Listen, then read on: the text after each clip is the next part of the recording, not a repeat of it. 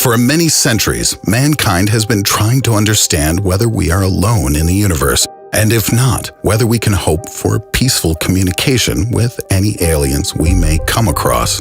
Alas, the silence of the cosmos forces us to formulate theories in the spirit of the Fermi paradox, which says that if aliens exist, then why the heck don't we see any evidence of their activity? One of the hypotheses that answers this question is quite unusual.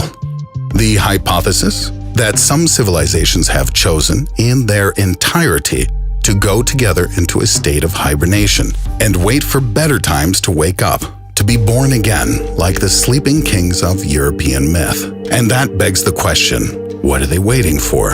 Let's discuss. The universe passes through certain stages of development, and different epochs essentially differ from each other by cosmological conditions. For example, when stellar objects become more dispersed, the universe becomes colder. And this, according to the hypothesis under discussion, is necessary for the aliens. Having already reached their technological singularity, they have moved into a digitized state, and the present state of the universe is, for them, well, a little uncomfortable. With a drop in temperature, information processes can proceed much faster and more efficiently. That's why the aliens are hibernating, so as not to waste resources in vain. The results of the study, published in the Journal of the British Interplanetary Society, were unexpected.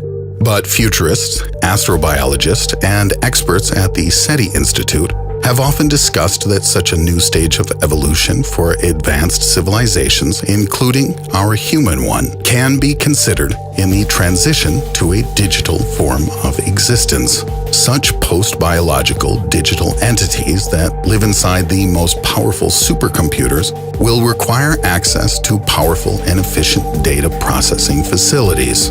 The authors of the article, Anders Sandberg, Stuart Armstrong, and Milan Cirkovic, remind us that information processes have their place, especially if we are talking about systems whose work directly depends on the temperature of the environment.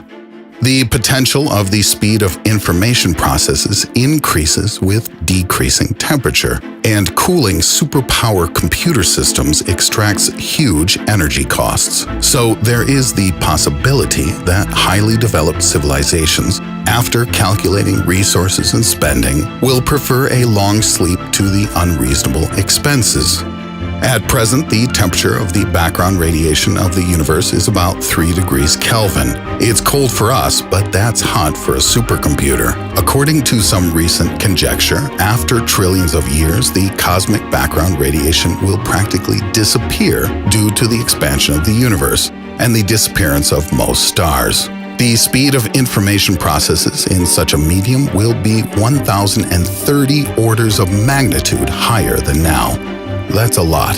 Therefore, if the extraterrestrial civilization needs the most effective processing ability, temporarily sleeping is a fairly logical conclusion.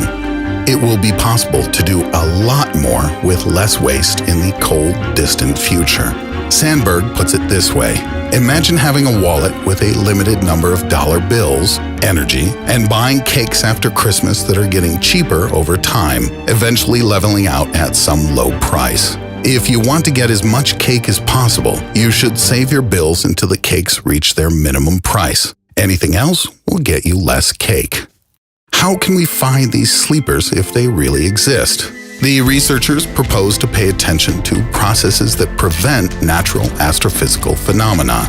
If the evolutionary transition of a star into a black hole is blocked in some way, if the galactic wind loses some of its force and gas in intergalactic space stops coalescing, if there are no collisions of some galaxies where expected, or the expansion of galactic clusters due to the expansion of the universe is hampered in some way, all of these are opportunities to look and ask whether there is anything unusual, anything alien in these areas that slows down the esteemed cosmological processes. There's another, more radical option. Launch a huge number of identical, self-repairing probes into different parts of the universe. Sleeping civilizations will surely have in place some defense system in case of emergency, something to react to danger. And these systems could be found, researchers believe. Of course, the hypothesis has critics, including David Brin, an astrophysicist, science fiction writer, and expert at the SETI Institute. He says that a warm universe may not be the most favorable place for digitized creatures, but losing time and opportunities because it's warm is a rather strange and dangerous strategy.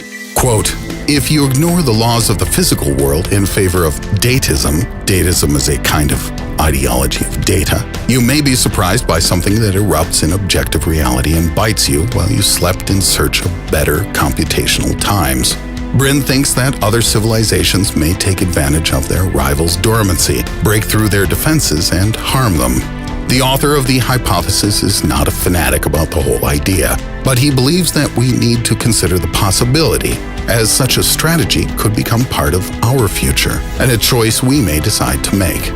As he says, "I think whatever the answer to the Fermi paradox is, that we are alone and responsible for the future of this universe, that intelligent life is always doomed, that the aliens are really here in some form, or that we are fundamentally wrong about something essential, whatever the answer, it's going to be mind-blowing. But it might take a long, long time to get the answer." If you have any ideas for future episodes, please leave them in the comments below. The author of the best idea will have their name presented in the video. What will be if we wrap you round and round with Scotch tape? Throw the whole package into a microwave oven. Roast it quite well. Feed that to a giant hungry whale. After that, drown you in the ocean. Then bury you alive, send you into space. Then let you drop back down to Earth, straight to the bottom of the Mariana Trench. After that, take you out and dry you under a nice warm lightning storm. Dress you up, comb you out, stick you on a plane, climb to a height of 30,000 feet, and toss you out once more, where you plummet back down to the unyielding surface. Of course, without a parachute. What will happen then? Let's ask Arnold. How are you feeling, buddy? You still on your feet? Well then, how about this? There's no time to explain. Just click on the link in the description and watch the first episode in this awesomely great new cartoon series, soon to explode across the entire damn internet. Come on, press the button. You can't resist subscribing to this channel.